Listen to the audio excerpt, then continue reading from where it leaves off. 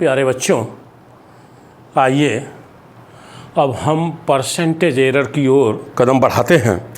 पीछे आपने बीमाओं को देखा, ध्यान रहे कि आपके व्हाट्सएप ग्रुप में मैसेज भी गया होगा परीक्षा का 14 अगस्त जो है कि, तो उसी के अनुसार आप अपनी तैयारी भी रखें।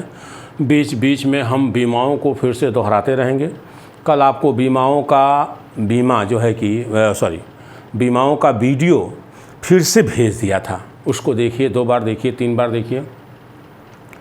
जो नहीं समझ में आता है आप उसको जो है कि पूछ भी सकते हैं, और कोशिश करूंगा कि मैं हफ्ते में एक दिन आपको ऑनलाइन जोड़ूं, जिसकी जो भी समस्या रहे उससे हम जो है कि निजात पावें।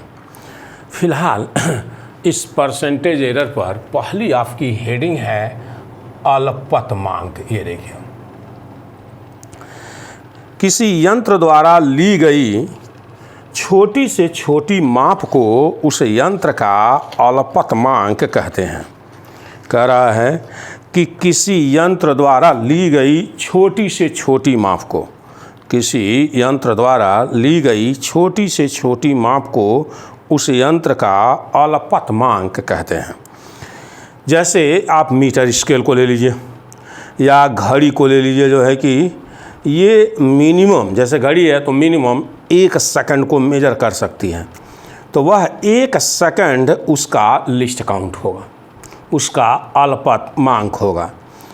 मीटर स्केल है तो आप जानते हैं कि 10 खाना बना होता है 1 सेंटीमीटर में, और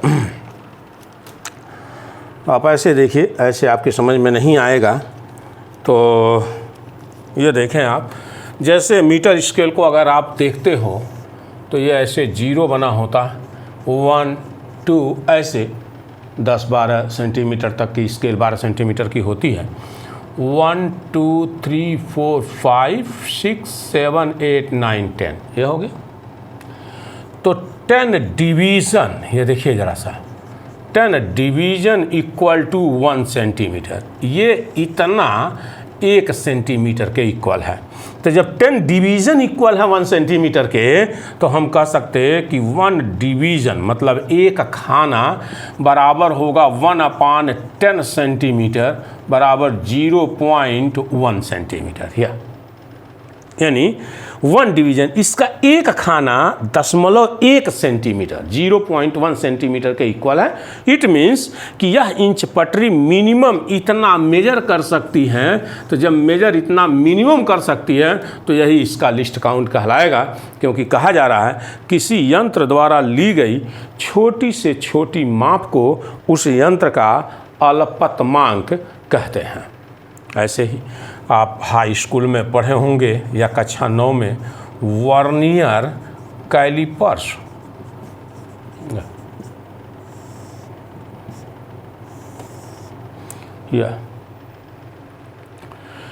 जो वर्नियर कैलिपर्स है, जब इसका अल्पतमांक आप निकालने जानते हैं तो अल्पतमांक बराबर होता है ये मुख्य स्केल के एक खाने का मान, मुख्य स्केल के एक खाने का मान बटे वर्नियर पर बने कुल खानों की संख्या। तो मुख्य स्केल के एक खाने का मान आप देखिए 10.1 ये, और वर्नियर पर बने खानों की संख्या 10 होती तो ये निकल के आ गया 0.01 सेंटीमीटर। ये एक्चुअल में आप देखे होंगे जो वर्नियर कैलिपर्स का आपका पोर्शन जो ये होता है आपका, ये इस प्रकार से, उसमें यहाँ आप देखेंगे तो ये जो वर्नियर है इस पर 10 खाने बने होते हैं। ये जो यहाँ बना होता है वो आपका मेन स्केल है। जो उसका मेन स्केल है उसका अर्थ आप इंच पटरी ही समझिए।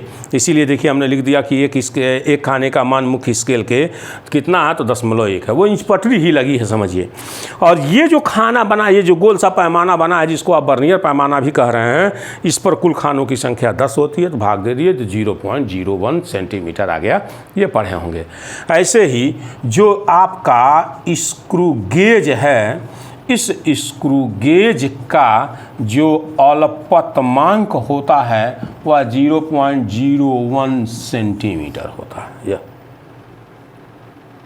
ऐसे ही जो है कि जो गोलाई मापी है स्पेरोमीटर है उसका लिस्ट काउंट एक अंक और बढ़ जाएगा, 0.0001 सेंटीमीटर होता है। तो इस तरह से जो है कि मीटर स्केल का अल्पतमांक 0.1 सेंटीमीटर। फिर आगे बढ़िए वर्नियर कैलिपर्स का तो 0.01 सेंटीमीटर, स्क्रू गेज का 0.001 सेंटीमीटर और स्पेरोमीटर का 0.0001 सेंटीमीटर। तो ये तो अल्पतमांक हुआ जो आप कक्षा 9 में या 10 में पढ़ के आए, लेकिन जानना चाहिए जब भी प्रैक्टिकल रूम में आएंगे तो अध्यापक के द्वारा ये ज़रूर कहा जाएगा आपसे कि बताइए अल्पतमांक किसे कहते हैं, जानते हैं कि नहीं। दूसरा इसी में आपका एक है कि त्रुटि क्या होती है, एरर। कहेंगे कि किसी पाठ्यांक की अनिश्चितता को तकनीकी रूप से त्रुटि कहते हैं, या चाहे तो आप इसको छोड़ भी सकते हैं। किसी पाठ्यांक की अनिश्चितता को त्रुटि कहते हैं या अनिश्चितता को तकनीक रूप से त्रुटि कहते हैं, बात एक ही है। किसी भी पाठ्यांक की अनिश्चितता को तकनीकी रूप से त्रुटि कहते हैं। जैसे मान लीजिए किसी वस्तु की लंबाई है 3.45 सेंटीमीटर, हम कह दिए बेटा इतनी इंच पटरी से नाप दो इसको। अब आप इंच पटरिया उठाए और इंच पटरिया जब उठाए तो इंच पटरिया से नापेंगे कैसे, तो ज़रा सा देखिए यह इंच पटरी है, 0 है, ऐसे ही 1 बना होगा, 2 बना होगा, 3 बना होगा। अब देखिए 3 और 4 के बीच में लंबाई है तो हम 3 और 4 को थोड़ा बड़ा बना रहे हैं। 1 2 3 4 5 6 7 8 9 10। अब 3.45 का अर्थ है ये 3.1 है, ये 3.2 है, 3.3 है, ये 3.4 है और ये 3.5 है। तो जो आपका जिससे भी मेजर करेंगे यही बीचवा में जाएगा, 3.45 है, न तो वो 3.4 है और न तो ये 3.5 है। तो 3.4 ये खाना हुआ और 3.5 ये हुआ, तो इसी के बीचवा में जाएगा।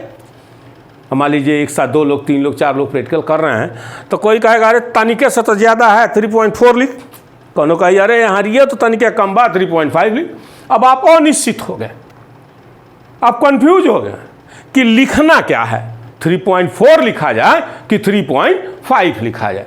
अगर आप 3.4 लिख दिए तो 0.05 कम मापे, इतना और मापना चाहिए था। और अगर 3.5 नाप दिए तो प्लस 0.5 आप ज़्यादा माप दिए, सॉरी 0.05 आप ज़्यादा माप दिए, इतना आपको कम मापना चाहिए था। वही कह रहा है किसी पाठ्यांक की अनिश्चितता है, किसी पाठ्यांक की अनिश्चितता को हम तकनीकी रूप से क्या तो त्रुटि जो है कि कहते हैं कि किसी पाठ्यांक की अनिश्चितता को तकनीकी रूप से त्रुटि कहा जाता है। अब आगे इसी को प्रोसीड किया जाए।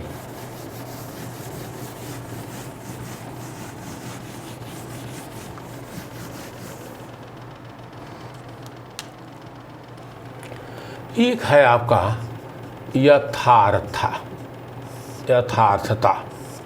ये देखिए यथार्थता के लिए कहेंगे कि किसी भी भौतिक राशि का मापित मान उसके वास्तविक मान से कितना, माने वास्तविक मान के कितना निकट है। कह रहा है कि किसी राशि का मापित मान उसके वास्तविक मान से कितना निकट है, यही यथार्थता जो है कि कहलाएगा। कह रहा है कि जो मापित मान है, यानी कोई चीज़ दी हुई है और उसको आप मापने गए, अब उसका कुछ न कुछ वास्तविक मान होगा जो है कि किसी भी वस्तु का, तो वास्तविक मान के ये कितना करीब है, वही उसकी यथार्थता को रिप्रेजेंट करता है। तो ना हो तो आप इसको लिख सकते हैं, आसानी से लिख लीजिए कि किसी राशि का मापित मान उसके वास्तविक मान से कितना निकट है, यथार्थता कहलाता है। किसी राशि का मापित मान उसके वास्तविक मान से कितना निकट है, यथार्थता कहलाता है। और एक होता है विभेदन, या किस सीमा तक, यानी जो है कि एक तरह से सीधे कहिए कि परिशुद्धता।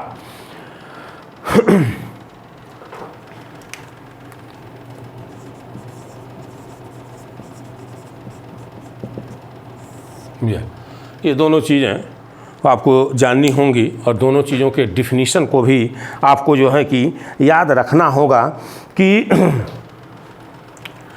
परिशुद्धता यह दर्शाती है कि वह भौतिक राशि किस सीमा या विभेदन तक जो है कि मेजर की गई है। यानी कहा जा सकता परिशुद्धता यह स्पष्ट करती है कि वह राशि किस विभेदन या सीमा तक मापी गई है, उसी को हम जो है कि परिशुद्धता कहेंगे। तो यथार्थता और परिशुद्धता पर हम आपको एक क्वेश्चन आगे के लेक्चर में बनाएंगे, तब वहीं आपको बताएंगे कि इन दोनों में हम विभेदन जो है कि कैसे कर सकते हैं।